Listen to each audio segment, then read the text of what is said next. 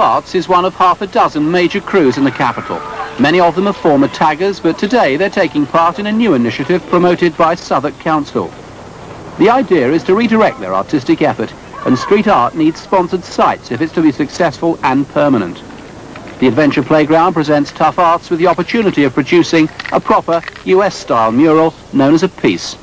Many of the crew have jobs and all want to be recognised. For a writer, a sense of identity means a splash of vivid colour in the urban landscape where they've spent their lives.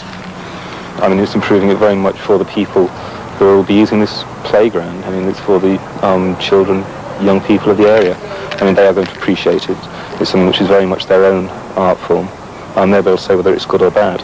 And I mean, this is the sort of thing that should be encouraged. Would you tag now? I won't tag now. Why? Well, I don't need to. I want to graph, do pieces. That's all I'm interested in now. People that tag, well, sometimes I tell them, why don't you just piece?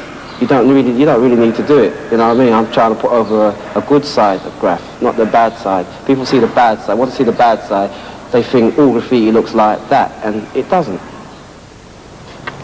The images may not be to middle-class taste, but there's no mistaking either the talent or the challenge. What's the excitement for you about doing it? It's a challenge, especially in derelict places, but mainly the challenge is just to be better than other people and see what new styles you can pull off, and the colour scheme, see how nice it can look. How competitive is it? It is very competitive. South of the river is very competitive against West London, but South London seems to be ruling the best at the moment. Rechanneling their youthful artistic energy poses risks to a council which wants to avoid headlines like vandalism on the rates. If the experiment is to be successful, much depends on Alan's ability to keep the younger members of his crew on the right side of the tracks.